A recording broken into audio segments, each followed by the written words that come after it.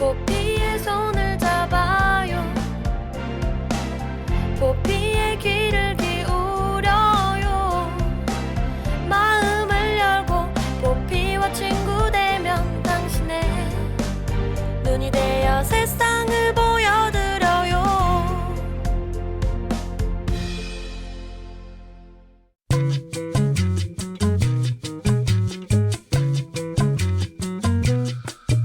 너나들이 시나브로 온세미로 사랑 없다 이런 말 들어보신 적 있으신가요?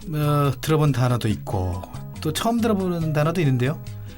근데 느낌이 참 따뜻하고 포근하네요. 네, 그렇죠. 모두 순 우리말로 된 말들인데요. 그렇군요. 너나들이는 서로 너, 나 하고 부르며 터놓고 허물 없이 지내는 사이라는 뜻이고요. 네. 시나브로는 모르는 사이에 조금씩 아주 느리게 일이 진행되는 것을 나타내는 말이라고 합니다. 그리고 온세미로는 갈라지거나 쪼개지지 않고 훼손되지 않은 자연 그대로의 상태를 의미하고요. 마지막으로 사랑 없다는 생김새나 행동이 사랑을 느낄 정도로 귀엽다는 뜻입니다. 너나들이 시나브로 온세미로 사랑 없다. 네. 어감이 주는 따뜻한 만큼이나 단어가 가지고 있는 뜻도 참 좋은 것 같다는 생각이 듭니다. 네. 이렇게 예쁜 우리말 지금까지 왜 모르고 있었을까? 저 반성하게 되네요. 네, 예쁜 우리말 일부러라도 사용해보는 건 어떨까요? 뜻까지 예쁜 우리말이 일상 속에서 널리 퍼졌으면 좋겠습니다. 그래요. 예쁜 우리말과 함께 내 손을 잡아요도 널리 퍼지고요. 그러면 1월 27일 수요일 내 손을 잡아요. 출발합니다.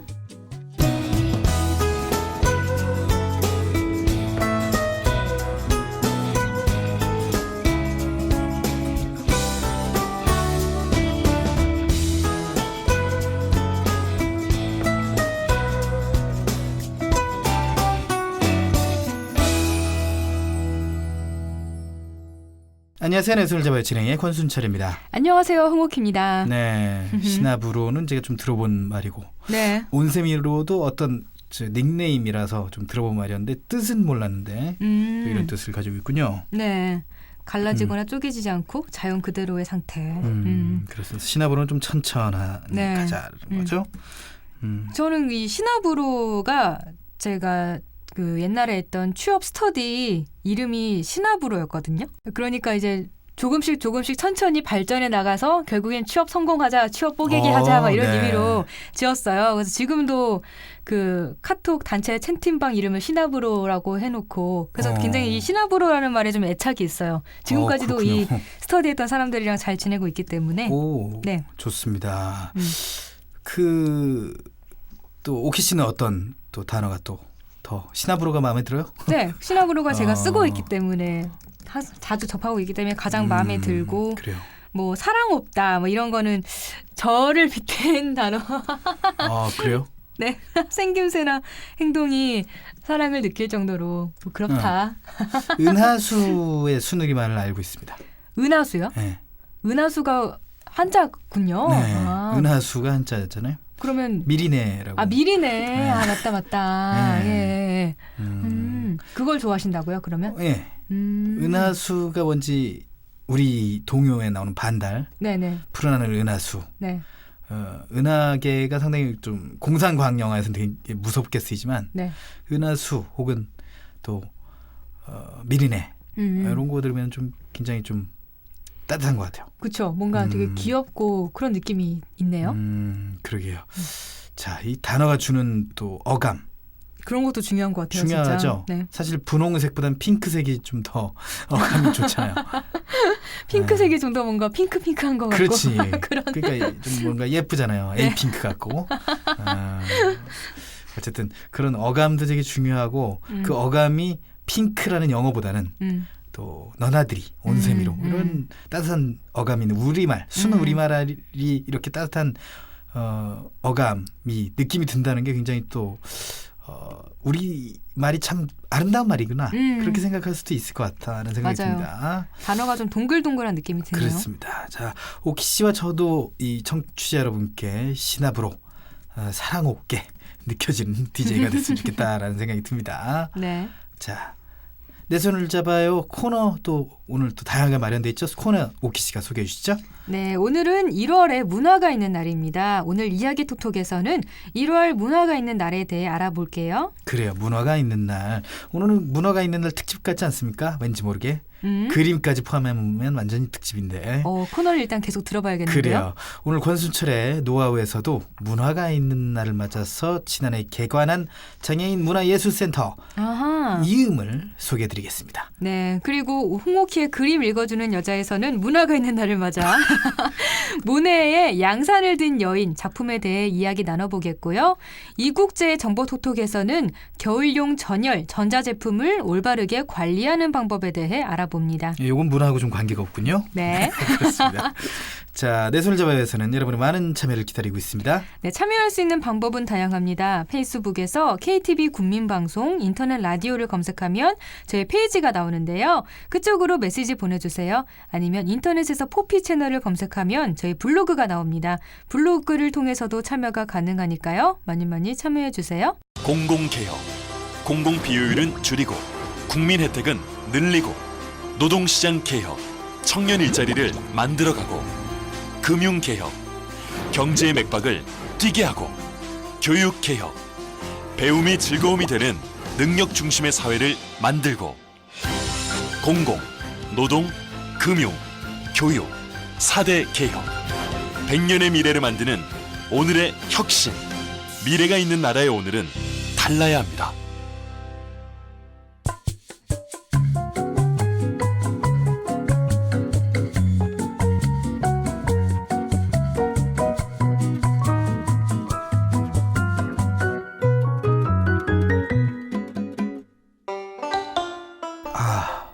오키 씨와 썸만 탄 지 벌써 한 달째인데 오키 씨와 데이트하고 싶다.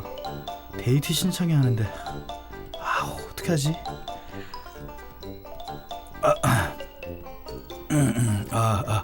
오키 씨. 네. 문화생활 자주 하세요? 문화생활이요? 네. 네. 문화생활 저도 하고 싶은데 좀 비용도 부담되고 퇴근 후에는 문을 닫는 곳이 많고 이러니까 좀 시간 맞추기가 어려워요. 그래서 자주 이용하지는 못하고 있어요. 그래요. 네.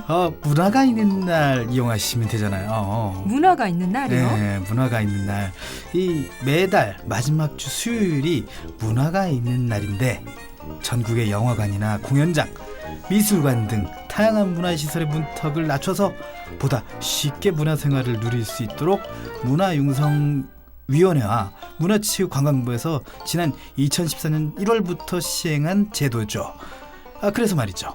매달 문화가 있는 날에는 전국의 주요 문화시설을 할인받거나 무료로 즐길 수 있죠. 어머, 그런 날이 있었어요? 그럼요. 문화가 있는 날에 이 참여하는 영화관이나 스포츠시설, 공연장, 미술관, 박물관, 문화재, 도서관에서 할인을 받거나 무료 입장이 가능하고요. 직장인도 퇴근 후에 이용할 수 있도록 일부 문화시설은 야간 개방을 하는 것도 있어요. 게다가 무료로 즐길 수 있는 다양한 거리 공연과 재능 기부 공연도 많이 열리고 있고요. 어머, 순철 씨는 어쩜 그렇게 아는 것도 많아요?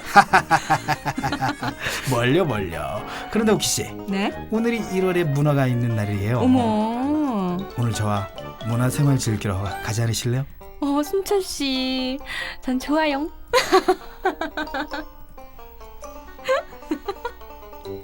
네. 오키 씨가 좀 오글거리 하는군요. 저는 괜찮지 않았습니까? 아니 전 한 달째 썸을 타고 있다는 설정인데 전혀 썸을 타고 있지 않는 것 같은 그런 말투였는데요. 제가요? 네. 알겠습니다. 너무 지나치게 사무적이지 않았나?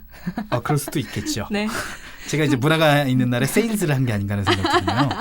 순철 씨는 사무적이었고 저는 좀 지나치게 뭔가 아나운서 같이 얘기하던데? 꽁트처럼 하지 않았나 약간? 아니 이건 꽁트예요. 아나운서 같았어요. 그랬어요? 아나운서와 썸을 타고 있나 보죠. 멋지다. 자, 다음으로 넘어갑시다. 아무튼 앞에서 순철 씨가 문화가 있는 날을 빌미로 저에게 데이트 신청을 하셨잖아요. 네네네. 사무적이지만 그렇습니다. 이 방법이 저는 좀 이렇게 새로운 데이트 신청하는 방법이 아닌가, 혁신적이지 않나요? 근데 조금 사실 이제 현실적이진 않네요. 혁신적이긴 한데 현실적이지 않다라는 생각을 또 해보게 됩니다. 얼마나 새로워요. 이런 것도 알아요. 이런 말도 들을 수 있고. 한번 써먹어볼까? 네, 그러니까 뭐 연인이나 가족, 친구들끼리 일부러 시간을 내서 함께 문화생활을 즐기는 날 이렇게 만들어보면 좋지 않을까. 그래요. 이런 생각에 만들어본 좀 이상한 연극이었습니다. 꽁트라니까요. 네.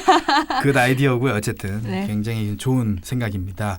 자, 그럼 옥희 씨는 문화가 있는 날에 문화시설 자주 이용하고 계신가요? 아까 꽁트 때도 좀 물어보긴 했습니다만은.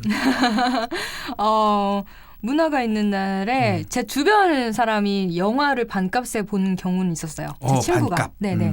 워낙 영화를 좋아하는 친구라 이날 꼭 챙겨서 영화 보러 가더라고요.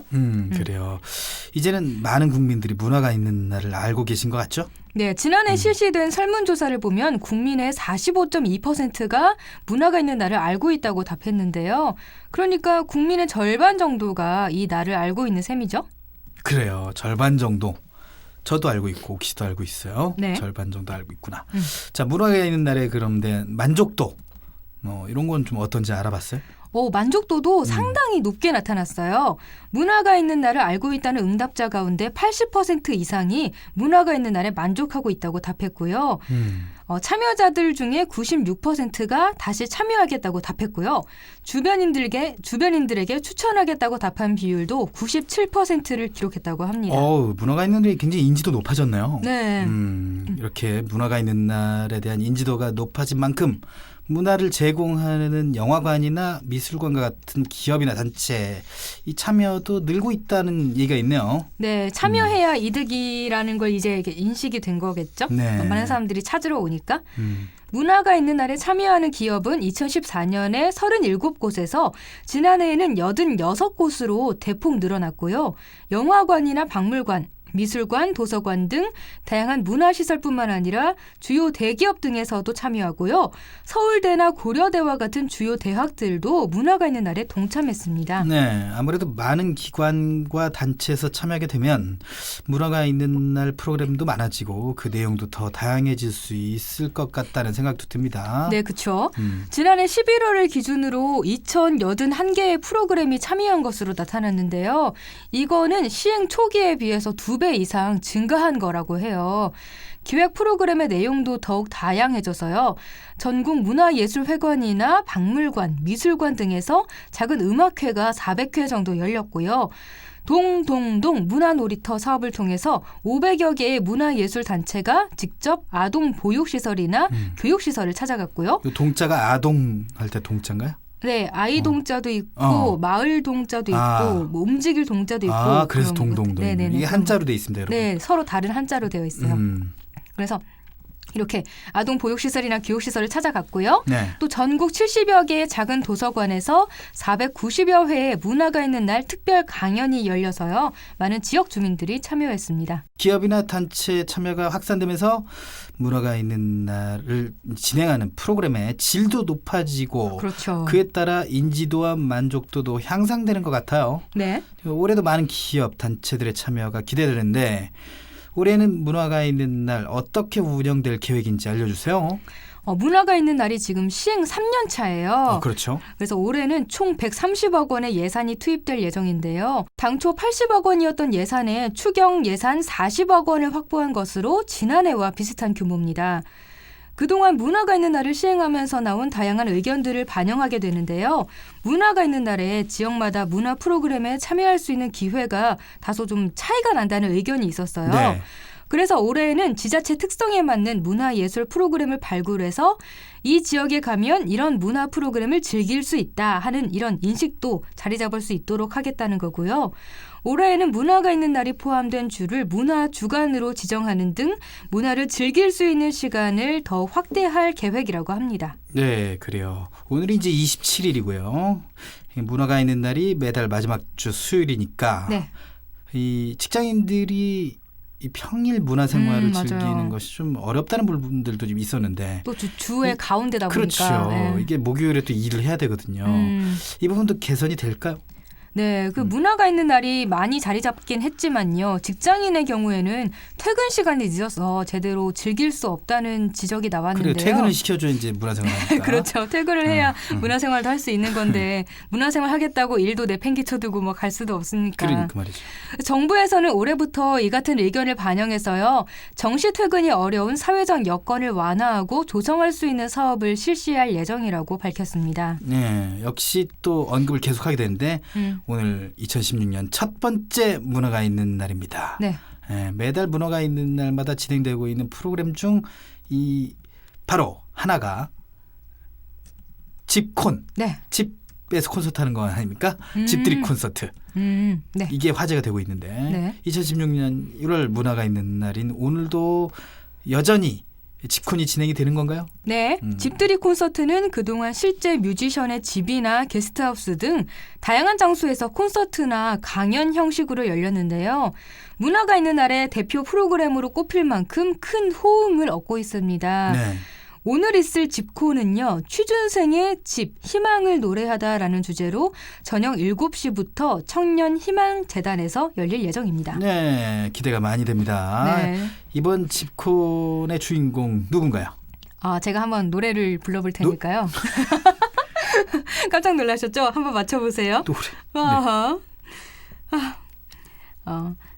아직 혼자 남은 추억들만 안고 살아요. 네네, 감사합니다. 거미 노래군요, 거미 노래. 너무 급하게 자르시는 거 아닌가요? 아니요, 이거 괜찮아요. 음정은 다 틀렸네. 어쨌든. 아직 혼자 남은 추억들만 안고 살아요. 이거 음정이 안 맞는 것 같아. 아무튼 거미 맞아요. 키가 안 맞네, 키가. 어쨌든 어쨌든 맞춰주셨잖아요. 이거 아닙니까? 네, 거미 노래라는 거 딱 아셨잖아요. 친구의 노래 거미라도 될 걸 그랬어요. 이거 아닙니까? 네. 제목은 그대 돌아오면이었고요. 맞다. 난 이게 대표곡이 아니고 딴 걸 부르니까 깜짝 놀랐는데. 아니에요, 그 1집 타이틀곡이에요. 그 1집이지만 저는 이제 친구라도 될 걸 그랬어라는 노래가 좋으니까. 음. 아니면 어른 아이를 부르지 그래서 그게 더 쉬운데. 그게 뭔데요? 착한 아이처럼 말만 잘 들으라 했어. 제가 그런 재즈풍 같은 노래 못 부를 것 같아요. 알겠습니다. 거미 네. 노래 그대 돌아오면이군요. 네. 아무튼 1월 문화가 있는 날 집코는 오늘 저녁 7시에 청년희망재단에서 가수 거미의 뮤직 콘서트로 진행되는데요. 집콘에 직접 참여할 수 없는 분들은 문화가 있는 날 저녁 7시부터 8시까지 네이버 TV캐스트 생중계를 통해서 콘서트를 감상하실 수 있으니까요. 집에서 편하게 집콘을 감상하셔도 좋을 것 같아요. 그래요. 들어봐야겠네. 네, 작가님이 거미. 저 이제 노래 안 시킬 것 같아요. 자, 그래요. 자, 이번 그 집콘 주제가 취준생의 희망을 노래하다라는 네. 주제인데 취직 준비에 지친 청년들이 집콘을 통해서 따뜻한 위로와 용기를 얻었으면 좋겠습니다. 그렇죠. 요즘 또 거미가 핫하잖아요. 그렇습니다. 또 복면가왕을 통해서 가왕이잖아요. 가왕이 되지 않았습니까? 4연승을 해가지고 그걸 기록을 누가 깼더라고요. 고양이가. 네. 네. 캐치걸. 네, 그렇습니다. 자, 오늘 문화가 있는 날을 맞아서 집콘뿐만 아니라 전국의 다양한 문화시설에서 많은 문화 프로그램들이 진행될 텐데 또 이제 어떤 혜택과 어떤 프로그램들이 있는지 저희가 좀 알려드릴 필요가 있을 것 같아요. 네, 먼저 문화가 있는 날에 전국의 주요 영화관에서는 오후 5시부터 9시까지 상영되는 영화를 할인해주고 있고요. 전국 주요 문화재 입장료도 할인을 받거나 무료로 입장이 가능합니다. 또 전국의 주요 도서관에서도 야간 개방을 하거나 무료 강좌, 영화 상영 등을 진행하고 있는데요. 문화가 있는 날에 참여하는 문화시설과 혜택 등에 대한 자세한 내용은 문화가 있는 날 홈페이지나 문화가 있는 날 안내번호 02-760-4790, 4791 이 두 가지 번호를 이용해서 확인하실 수가 있습니다. 그렇습니다.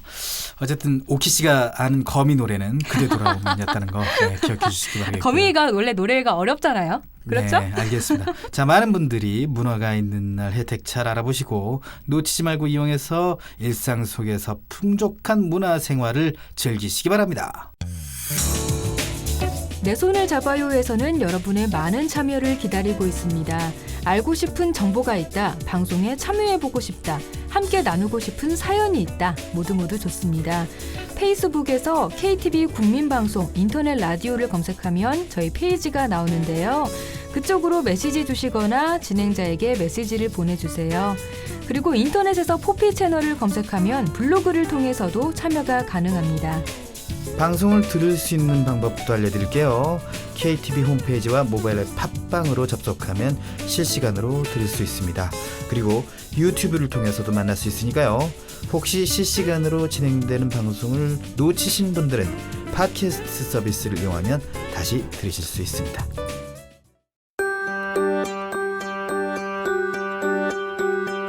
핀테크는 이미 시작되었습니다.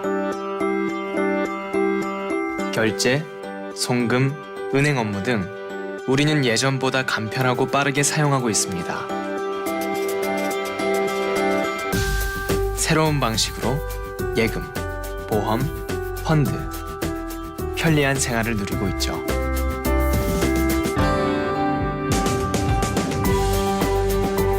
핀테크, 이제 생활입니다. 금융개혁은 이미 시작되었습니다.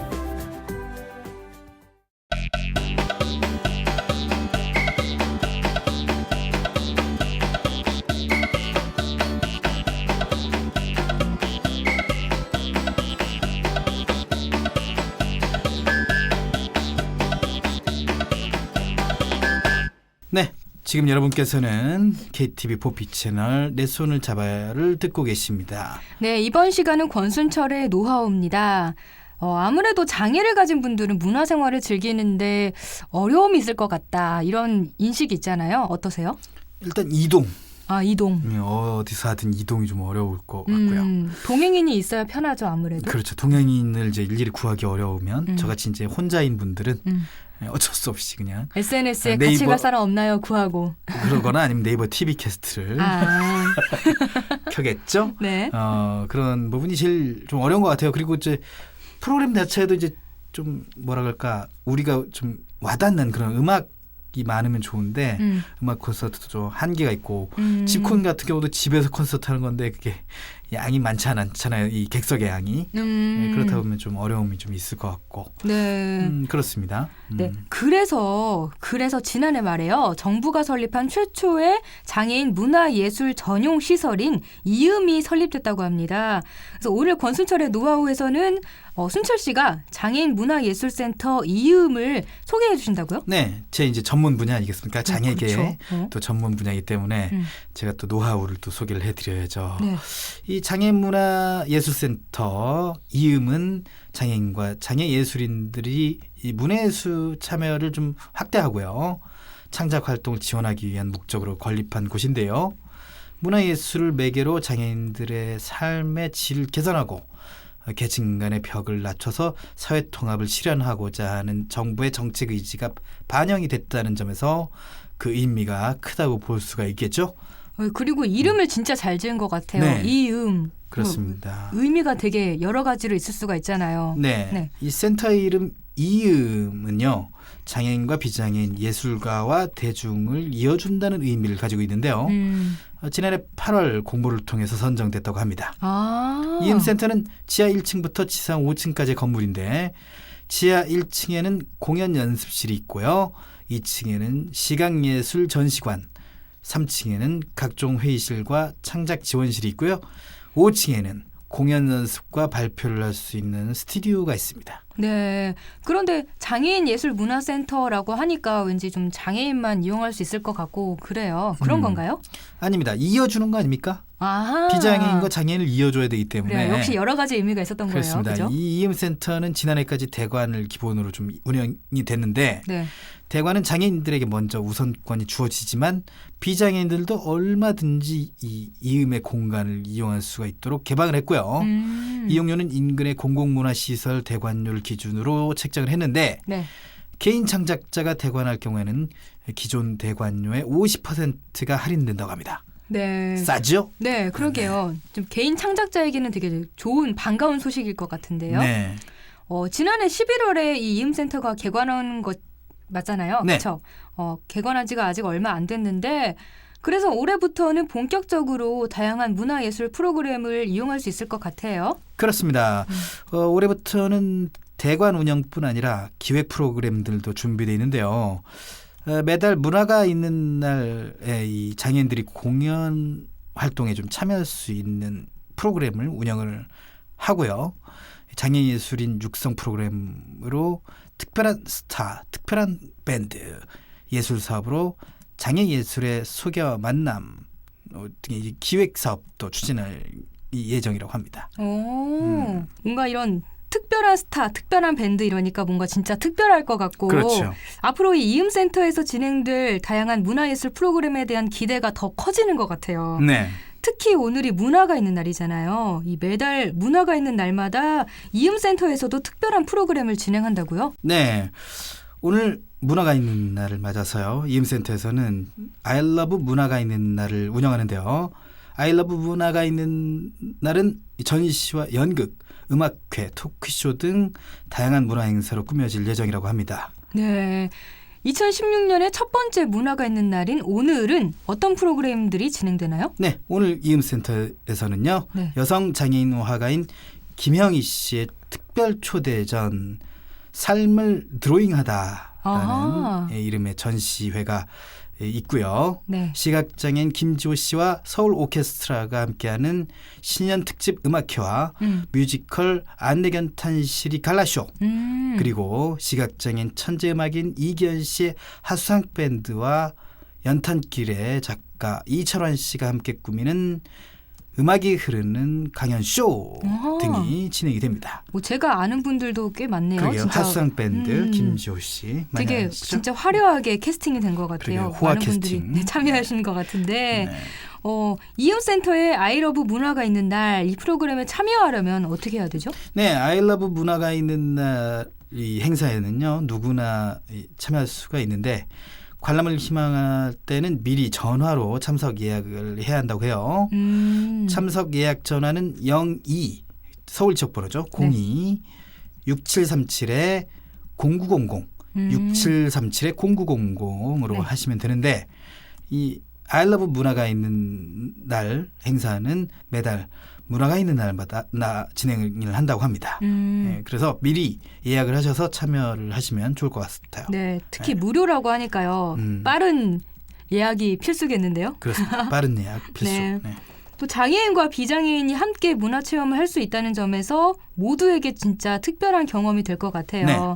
또 이음센터의 다른 프로그램들도 같이 소개해 주세요. 네, 먼저 특별한 스타, 특별한 밴드 프로그램은요. 네. 장애인 슈퍼스타를 발굴하는 프로그램이에요. 여기서 발굴된 장애인 슈퍼스타가 방송에도 나올 수 있도록 도움을 줘서요. 네.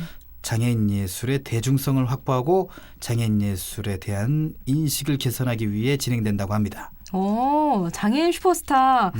되게 요즘 오디션 프로그램이 되게 많잖아요. 그렇습니다. 근데 장애인들이 참여할 수 있는 오디션 프로그램, 장애인만 참여할 수 있는 오디션 프로그램이죠.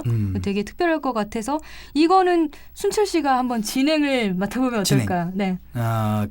제가 이제 오디션 출신 아니겠습니까? 그렇죠, 그렇죠. 그 K 거기잖아요. 네. 2010년에 나갔었는데 그 영상이 이제는 없습니다.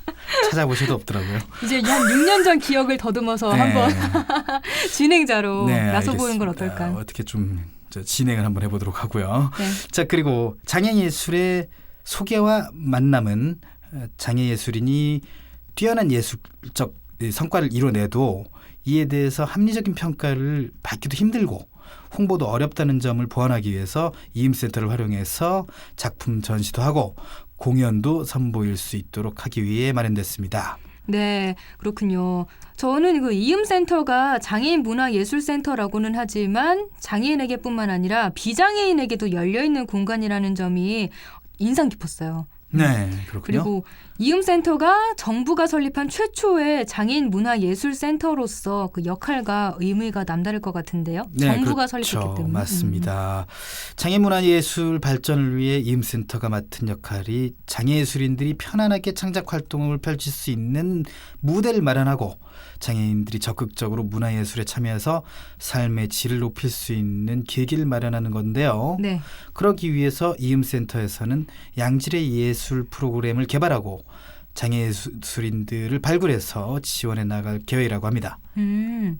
이음센터는 장애인들을 위한 예술 공간이지만 동시에 비장애인 예술가에게도 열려있는 공간으로 장애와 비장애를 구분짓지 않고 네. 다양한 예술 세계를 통해 서로 소통하고 이해할 수 있는 공간으로서의 비전을 가지고 있죠. 오, 되게 거창하네요. 멋진데요. 네. 이 이음센터를 이용하고 싶은 분들은 어떻게 이용할 수 있나요? 네, 저도 좀 이용을 해보고 싶은 마음이 아주 굴뚝 같습니다. 이음센터는 대학로 해화역 2번 출구에서 도보로 3분 거리에 위치해 있고요. 이 사실 지하철역에 가까우면 장애인들이 이용하기 편합니다. 그쵸. 네. 운영 시간은 오전 10시부터 오후 10시까지입니다. 이음센터 이용에 대한 자세한 문의는 02-760-9700 02-760-9700번으로 하실 수 있습니다. 네. 사실 장애 예술인들의 작품이나 공연을 주변에서 쉽게 접하기가 어려운 게 현실이잖아요. 그렇죠? 네. 네, 장애인 문화예술센터인 이음센터를 통해서 앞으로 장애 예술인들의 작품과 공연도 보다 쉽게 장애인뿐만 아니라 비장애인들도 자주 접할 수 있게 됐으면 좋겠어요. 네. 이 문화예술에도 되게 다양한 이 영역이 있지 않습니까? 그렇죠. 네. 저희 같은 경우는 이제 좀 방송을 마음대로 할 수 있는 공간이 있었으면 좋겠다. 아, 스튜디오 녹음실. 네, 녹음할 수 있는 공간. 저희가 이제 사실 스튜디오 빌려고 하면 휠체어도 들어가야 되고 뭐 이런 거 해야 되는데 스튜디오마다 다 지하에 있다 보면은 휠체어가 못 들어가는 경우가 있단 말이에요. 계단일 수 네, 있으니까. 계단 있는 곳. 네. 네. 그런 불편이 있는데 그런 불편을 없앨 수 있는 좀 조그마한 녹음 스튜디오. 요새 또 팟캐스트가 또 인기 아닙니까? 그렇죠. 최고의 플랫폼으로 또 각광받을 수 있는 가능성 있는 팟캐스트를 또 장애인들도 만들고 싶어 합니다. 그런 것들을 좀 만들 수 있는 공간이 있었으면 좋겠다라는 생각도 드네요. 네, 이런 의견들을 조금씩 수용해서 이렇게 고쳐 나가고 발전해 나갈 수 있는 그런 이음센터가 됐으면 더 좋겠네요. 그래요? 이렇게 권순철의 노하우에서는 오늘 이음센터에 대해서 알아봤는데요. 앞으로도 여러분의 참여를 기다리고 있습니다. 알고 싶은 정보가 있거나 궁금한 정보가 있으면 언제든지 참여 부탁드려요. 내 손을 잡아요에서는 여러분의 많은 참여를 기다리고 있습니다. 알고 싶은 정보가 있다, 방송에 참여해보고 싶다, 함께 나누고 싶은 사연이 있다, 모두 좋습니다. 페이스북에서 KTV 국민방송 인터넷 라디오를 검색하면 저희 페이지가 나오는데요. 그쪽으로 메시지 주시거나 진행자에게 메시지를 보내주세요. 그리고 인터넷에서 포피 채널을 검색하면 블로그를 통해서도 참여가 가능합니다. 방송을 들을 수 있는 방법도 알려드릴게요. KTV 홈페이지와 모바일 앱 팟빵으로 접속하면 실시간으로 들을 수 있습니다. 그리고 유튜브를 통해서도 만날 수 있으니까요. 혹시 실시간으로 진행되는 방송을 놓치신 분들은 팟캐스트 서비스를 이용하면 다시 들으실 수 있습니다. 청년은 꿈꿉니다. 패션 디자이너가 되고 싶다고, 요리사가 되겠다고, IT 전문가가 꼭 되고 싶다고. 우리는 이 청년들의 꿈에 날개를 달아주고 싶습니다. 청년희망재단, 대한민국 청년을 응원합니다. 청년 희망 아카데미, 청년 취업의 길잡이가 됩니다. 여러분의 기부로 청년 희망을 응원해주세요.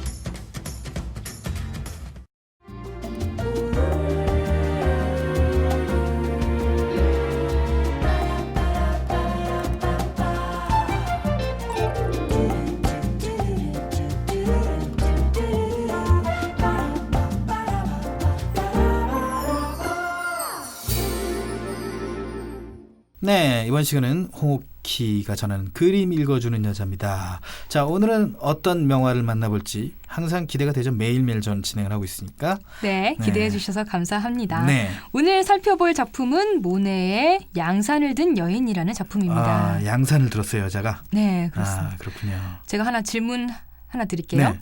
과연 그림에 바람을 그릴 수가 있을까요? 그림에 바람을 그린다고요? 네. 소리로는 바람을 그릴 수 있다고 저는 들었는데 이게 바람은 형체가 없잖아요. 네. 그래서 사실 바람 한 점 없다. 아, 바람을 세는 단위가 한 점 아닙니까? 아 그러네요. 진짜. 그러니까 그러나 이제 바람 형체가 없기 때문에 한 점이라고 얘기하기 좀 쉽지 않고 그거 어떻게 그립니까 그림으로? 네. 근데요 오늘 소개할 이 클로드 모네의 양산을 든 여인 작품 2개를 보면요. 네. 진짜 바람이 불고 있구나라는 거를 이야. 그림만 봐도 느낄 수가 있습니다. 이게 그림으로 표현을 했는데 그러면 옥시 씨가 바람을 얘기를 해야 될 거 아닙니까? 그렇죠. 굉장히 힘든 영상 해설일 것 같다. 그림 해설일 것 같다는 생각 드는데 자 오늘은 2개 작품을 소개하는 건가요 그럼? 네, 모네는요 똑같은 장소에서 비슷한 구도로 같은 주제의 그림을 그렸거든요. 네. 그런데 이 그림 속 모델이 다른 사람이에요. 먼저 그린 그림은 첫 번째 부인이었던 카미유 동시회고요. 나중에 그린 그림은 두 번째 부인인 알리스의 딸 쉬잔 오슈데입니다. 그러니까 모네에게는 의붓딸이죠. 오늘은 인상주의 화가 모네의 사랑 이야기를 해보려고 해요. 사랑 이야기까지? 네. 예. 자 그러면은 카미유 이야기부터 해야겠네요. 네. 두 사람은 어떻게 만나게 된 거예요? 카미유가 모네의 그림 모델이 되어주면서 처음 만나게 됐어요. 화가들이 좀 모델과 사랑에 빠지는 경우가 많은 것 같아요. 그래요? 아무래도 그냥 단순히 그림을 그릴 뿐만 아니라 약간 정서적으로 교류를 하다 보니까 사랑에 빠지는 경우가 많은 것 같아요. 당시 모네는 25살이었고요. 카미유는 18살이었습니다. 모네는 카미유의 뭔가 좀 사연이 있어 보이고 슬퍼 보이는 그런 눈빛에 첫눈에 반하게 돼요. 그녀는 또 혼자 산책하기를 좋아하는 조용하고 온화한 성격의 여자였어요. 카미유도 되게 좀 자상한 모네가 좋았어요. 네.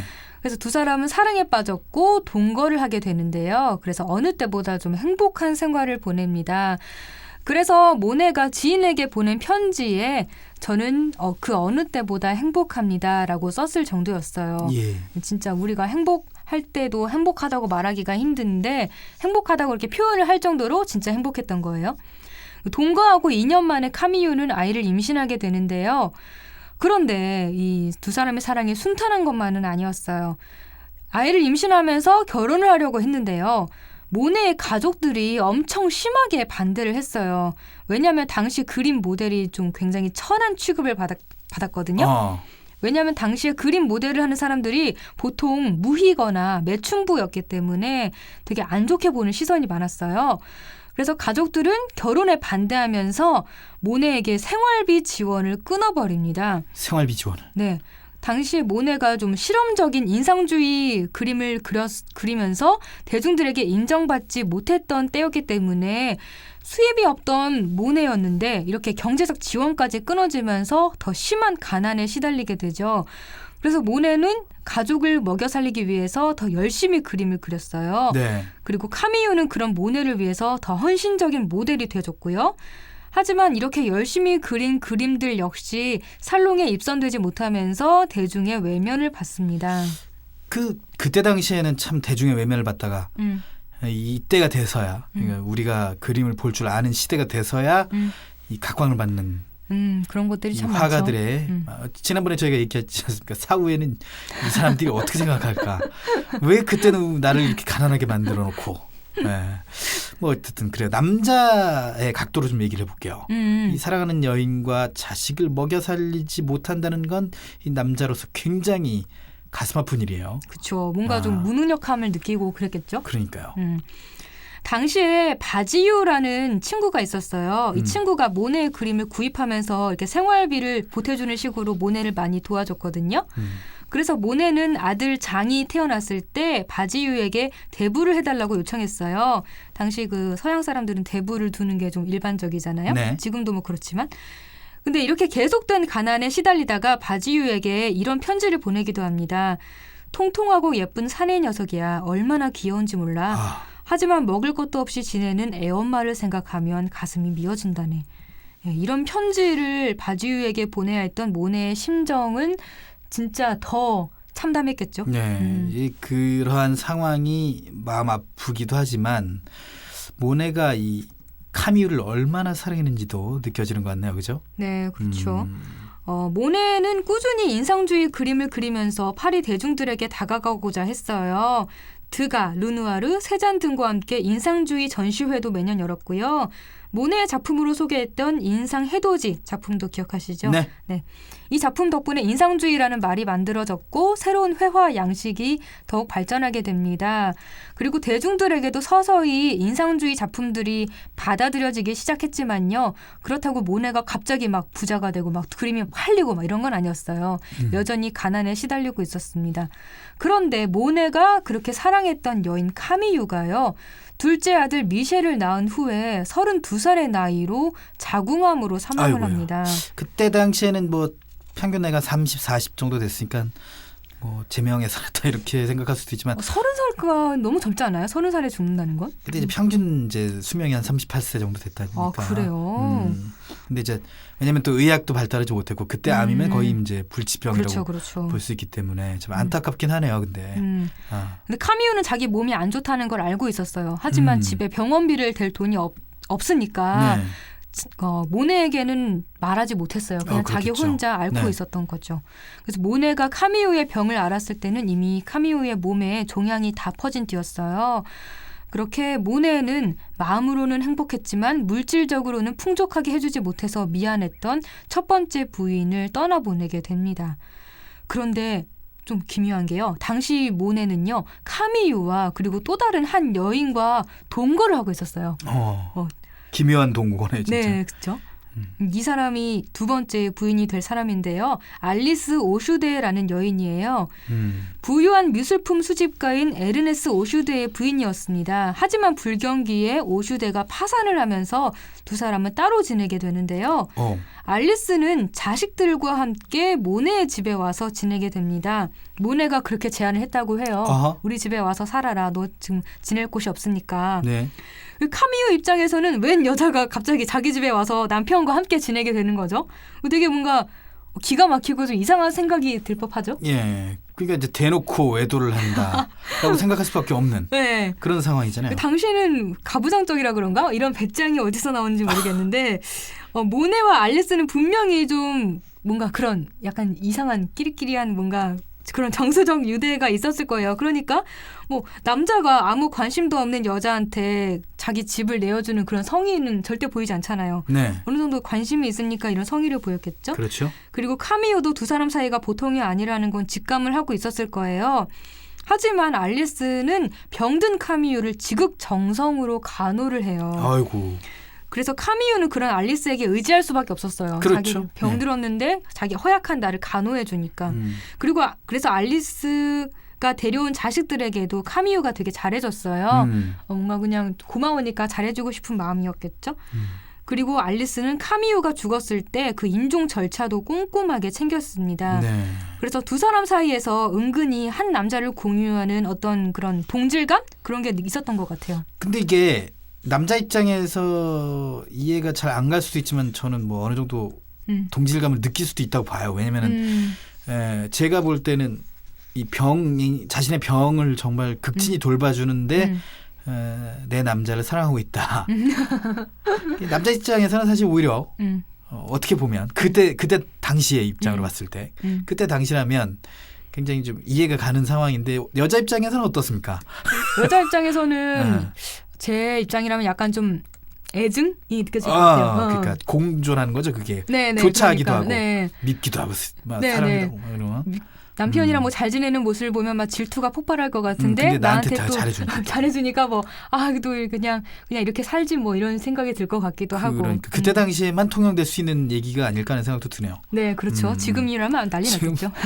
법적 절차 들어가야지. 네, 그냥 있지 않겠죠. 네.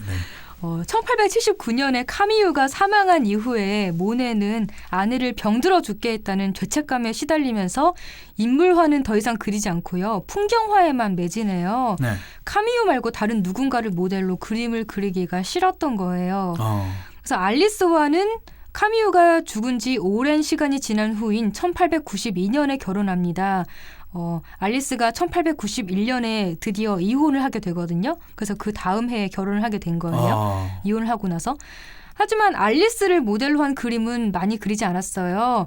카미유가 사망한 후에 몇 년이 지나서 모네가 다시 인물화를 그렸을 때요. 그 모델은 알리스의 딸 슈잔이었습니다. 네.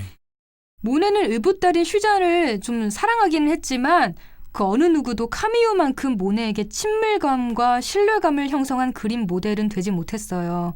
그럼 모네의 심경을 알 수 있는 게 바로 몇 년의 간격을 두고 그린 양산을 든 여인이라는 작품이에요. 이런 걸 보면은 좀 모네가 사랑한 여자는 정말 카미유였다. 그렇죠. 라고 인정을 할 수밖에 없네요. 그렇죠, 결혼도 그렇죠. 좀 있다 한 거 아닙니까? 그렇죠, 그렇죠. 이 그림을 보면 좀 더 이렇게 잘 이해하실 것 같아요. 그러니까 말이죠. 그럼 먼저 그림 먼저 보고 올까요? 1875년 그린 양산을 든 여인은 모네의 첫 번째 부인 카미유를 모델로 한 그림입니다. 청명한 하늘 아래 바람 부는 들판에 서 있는 카미유를 크게 그렸고 그 뒤로 아들 장을 자그마하게 그렸습니다. 카미유는 초록색 양산을 들고 흰 드레스를 입은 채 들판 위로 불어오는 바람을 맞으며 서 있습니다. 모자의 끈이 얼굴을 가리고 치마가 물 흐르듯 펄럭일 정도로 시원한 바람이 불어오고 있습니다. 아들 장은 귀여운 모자를 쓰고 두 뺨은 붉게 물들어 있습니다. 행복한 모습, 모네가 사랑했던 가족의 모습입니다. 모네는 풍경을 배경으로 한 인물을 그리면서 빛에 따라 변하는 인물의 모습을 그리고 싶었어요. 화창한 날씨임에도 불구하고 양산이 드리운 그림자에 얼굴이 어둡게 표현된 것을 볼 수 있습니다. 또 카미유가 입은 흰 드레스는 거의 빛을 받지 못하고 있습니다. 모네의 위치에서 볼 때 카미유가 역광으로 서 있기 때문입니다. 모네는 빛의 떨림과 대기의 움직임을 표현하고 싶었어요. 파란 하늘에 뜬 구름이 마치 가냘프게 떨리듯이 그려진 것도 이러한 이유 때문입니다. 구름으로 표현된 지그재그로 움직이는 선들은 경쾌하면서도 막힘없는 힘찬 붓질로 그려져 정말 구름이 움직이고 있는 것 같은 느낌을 줍니다. 또 카미유가 서 있는 들판도 바람에 풀잎이 이리저리 마구 휘날리는 것을 볼 수 있습니다. 여기서 들판에 드리워진 카미유의 그림자는 검은색으로 칠하지 않고 풀잎색과 보색 대비를 이루는 색으로 어둡게 표현했습니다. 세상에 완전한 검은색은 없다는 모네의 인상주의 철학이 여기서도 잘 드러납니다. 1879년 카미유가 병으로 죽고 그 죄책감과 충격에 한동안 인물화를 그리지 않던 모네는 1886년에 두 번째 부인 알리스의 딸 슈잔을 모델로 다시 인물화를 그리기 시작했습니다. 왼쪽을 바라보는 양산을 든 여인과 오른쪽으로 몸을 돌린 양산을 든 여인 두 작품을 남겼는데요. 소개할 그림은 오른쪽으로 몸을 돌린 양산을 든 여인입니다. 첫 번째 작품과 마찬가지로 그림 왼쪽을 향해 있는 슈잔은 초록색 양산을 쓰고 흰 드레스를 입고 있습니다. 첫 번째 그림과 다른 점은 슈잔이 양산을 어깨에 걸치면서 들고 있다는 점과 기다란 하늘색 스카프를 하고 있다는 점입니다. 두 번째 그림에서는 구름이 좀 더 덩어리져 보이지만 푸른 하늘과 함께 여러 방향으로 마구 칠해진 붓질이 움직이는 것 같은 효과를 줍니다. 또한 흰 드레스의 치맛자락과 하늘색 스카프가 그림 오른쪽에서 불어오는 바람을 맞으며 나풀거리고 있습니다. 바람에 한 방향으로 쏠린 풀잎 위로 슈잔의 그림자가 드리워져 있는데 역시 검은색이 아니라 보색 대비 효과로 어두워 보이게 그렸습니다. 그런데 이 그림에서는 슈잔의 얼굴이 이목구비 없이 형체만 그려졌습니다. 모네는 이 그림을 그리면서 첫 번째 부인 카미유를 떠올렸습니다. 아무리 오랜 시간이 지나도 카미유는 모네에게 그런 존재였습니다. 차마 슈잔의 얼굴을 그릴 수 없었던 모네의 마음에는 카미유를 향한 그리움이 담겨 있었습니다. 네, 바람이 느껴지는 그림이죠. 이 그림이 호평받는 이유가 그림에서 바람이 느껴진다는 것과 카미유와 행복했던 한때와 카미유를 그리워하는 모네의 마음이 담긴 이런 사연들이 있기 때문이에요. 네, 이 그림을 보고 소설가이자 미술 비평가인 옥타브 미르보라는 사람이 있습니다. 옥타브 미르보가 이런 말을 남겼다고 해요. 햇살이 내리쬐는 작은 언덕 위에서 여인이 가볍게 사뿐사뿐 걸어간다. 세련되게 차려입은 여인에게서는 풀숲 허공에서 나타난 환영 같은 매력이 느껴진다. 네. 이 이야, 말을 딱 보면은 그림에 대한 느낌이 좀 더 와닿으실 것 같아요. 어떻게 이런 문장을 쓸 수 있죠? 그렇죠. 괜히 소설가가 아니에요. 대단한 문장력이군요. 네. 환영 같은 매력. 아, 그런 매력은 뭡니까? 환영 같은 매력은 뭐예요? 뭔가 손에 잡힐 듯이 잡힐 것 같지 않은 아, 그런 거 아닐까요? 다리가 없겠네요.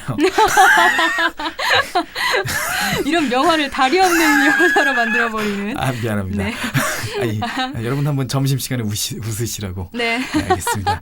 자, 오늘은 모네가 사랑했던 여인 카미유에 대한 이야기와 모네의 작품을 살펴봤습니다. 네, 청취자 여러분도 듣고 싶은 작품이 있으시다면 페이스북 KTV 국민방송 인터넷 라디오 페이지나 제 블로그에 남겨주시면 되니까요. 언제든지 그림 읽어주는 여자의 문을 두드려 주세요. 17년 만에 노사정 대타협이 이루어졌습니다.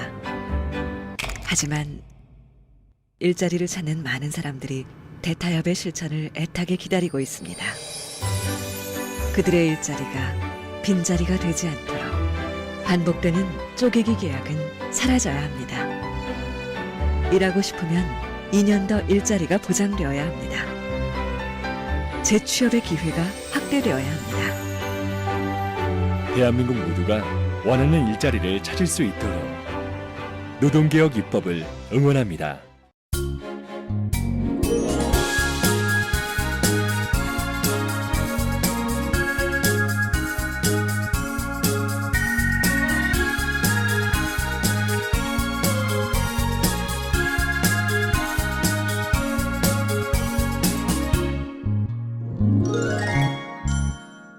이번 시간은 이국제 정보톡톡입니다. 생활 속 유용한 정보에 대해 소개해드리는데요.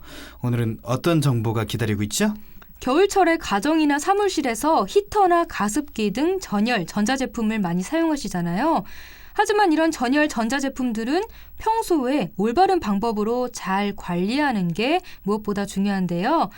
그래서 오늘은 겨울용 전열, 전자제품을 올바르게 관리하는 방법에 대한 정보가 여러분을 기다리고 있습니다. 함께 알아볼까요?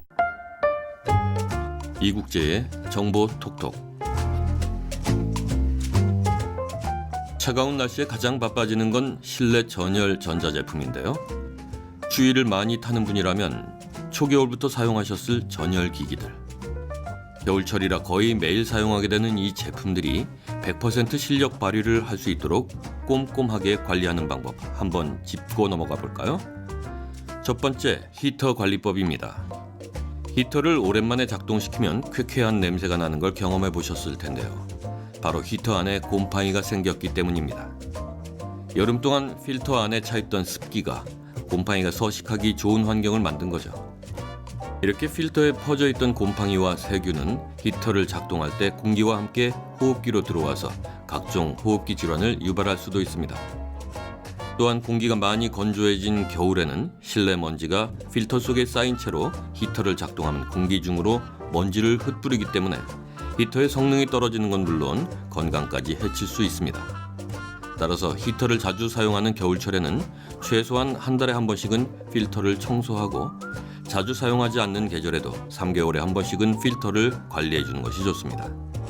필터는 깨끗하게 물 청소한 후에 가습기와 마찬가지로 확실하게 말려주는 것이 제일 중요합니다. 또 일정 사용기간이 지난 필터는 새 것으로 반드시 바꿔주셔야 하고요. 두 번째, 가습기 관리법입니다. 건조한 겨울철 실내 습도를 유지하기 위해서 많은 분들이 가습기를 사용하는데요. 실내 수분을 지속적으로 공급하는 제품인 만큼 위생관리가 무엇보다 중요하겠죠. 가습기는 항상 물이 들어있는 전자제품이기 때문에 주입구에 물때가 생기지 않도록 하루에 한 번 베이킹소다와 식초를 이용해서 꼼꼼히 닦아주는 것이 좋습니다. 또한 세균이 살기 좋은 환경을 갖고 있기 때문에 세척 후에는 확실하게 건조시켜주는 것이 매우 중요합니다. 유독 건조한 공기 때문에 가습기 사용이 많아지는 겨울철. 가습기를 자주 씻어주는 것뿐만 아니라 세균이 살지 못하도록 바짝 건조시켜야 한다는 사실을 꼭 기억해 두세요. 세 번째, 전기장판을 보관하는 방법입니다. 겨울철 차갑게 얼어붙은 몸으로 집에 돌아가면 무엇보다 반가운 건 바로 이불 속 따뜻한 전기장판인데요. 이 전기장판은 접어서 사용하거나 보관할 경우에 전열선이 변형돼서 끊어지거나 한 부분에 집중적으로 열이 모여서 화재 위험을 불러올 수도 있습니다. 그렇기 때문에 접힌 부분이 생기지 않도록 잘 펴서 사용하거나 따로 보관을 할 때는 접지 말고 둘둘 말아서 보관하는 것이 좋겠습니다.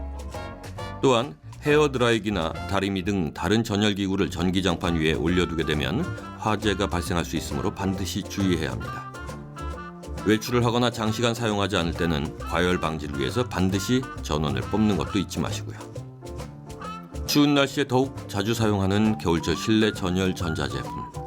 오늘 알려드린 올바른 관리법을 통해서 제품의 성능뿐만 아니라 여러분의 건강까지 꼼꼼히 챙기시기 바랍니다.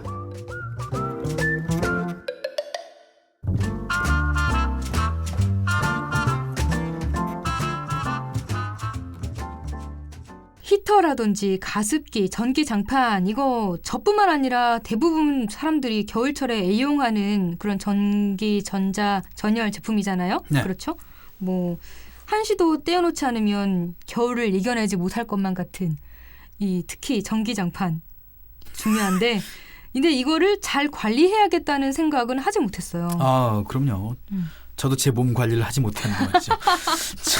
자, 이런 겨울용 전열 전자 제품 있지 않습니까? 네. 예, 이 전자 제품들의 경우에는 잘못 관리해서 사용했을 때 화재가 발생할 수 있는 위험이 있습니다. 네, 그렇죠. 그렇기 때문에 정말 관리를 잘해야 됩니다. 네, 그리고 가습기 같은 경우에는 세척을 잘하지 않으면 건강을 위해 사용한 제품인데 오히려 건강을 해칠 수도 있으니까요. 또 이렇게 잘 세척도 잘 해주셔야 될 것 같아요. 세척제 문제도 좀 심각했지 않았습니까? 그것도 폐로 들어가면 좀 위험했기 때문에 네. 정말 여러분들 가습기 주의하시기 바라겠고 그리고 이런 제품들을 사용하지 않을 때는 반드시 코드를 뽑아두는 것도 잊지 않으셔야겠어요. 네. 자, 마칠 시간 됐군요. 1월 27일 수요일 내 손을 잡아요. 저희가 준비한 소식 여기까지입니다. 네. 지금까지 진행의 권순철 홍옥희였습니다. 청취자 여러분 고맙습니다.